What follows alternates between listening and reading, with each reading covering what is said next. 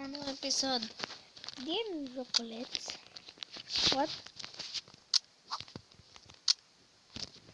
Nu era un bug, cred că mi s-a desconectat. What? Oh, nu înțeleg. Mi s-a băguit jocul. Am ajuns aici. De ce vine în astea? Nu știu de unde mai am ajuns. În primul rând, dacă vrei să scape undeva oameni, bateți o gaură. Vă zic de acum. Letajul nepreferatul meu. Este o șomică, dar o distrug ăștia. Nu-s la etaj.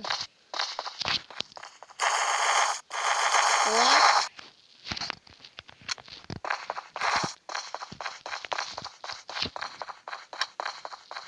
Nu, șterge mai bine. Oameni buni acolo.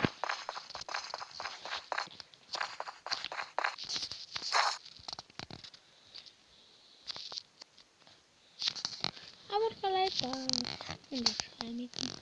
Nu. Hai să vă arăt că cea mică. Nu înțeleg cum poți să se intri pe aici.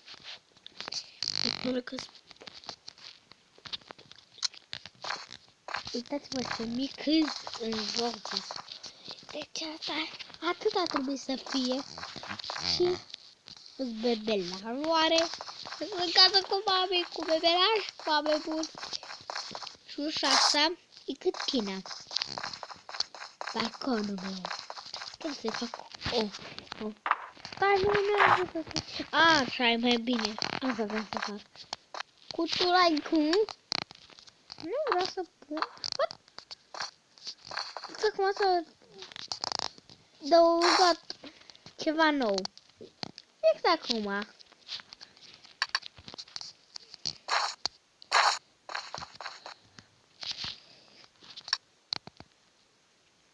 Hai să vedem la lemn. Mă dau cu barșta.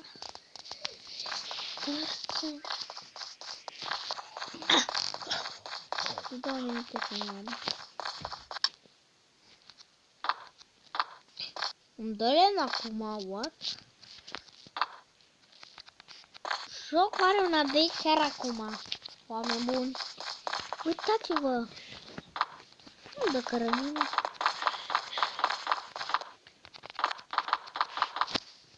O să tai un pic epis. Dar oameni buni, am reîntors. What? Îți dau skin la fel. Hai cămară, cine vrea să... Haideți în cămară. Trebuie să mai cânte cineva, cred că. Haideți în cămară! Da, am putut. Stai un pic. Pare rău, nu mă las. Da, scuze că m-a vorbit. Când nu știu. Unde ți-a pățoarele? Uitați-vă, oameni buni. Tam.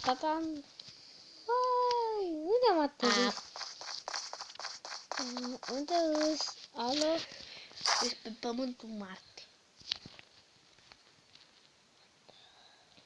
Oameni buni.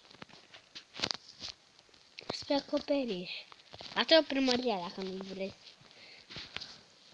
Plecăm pe balcon.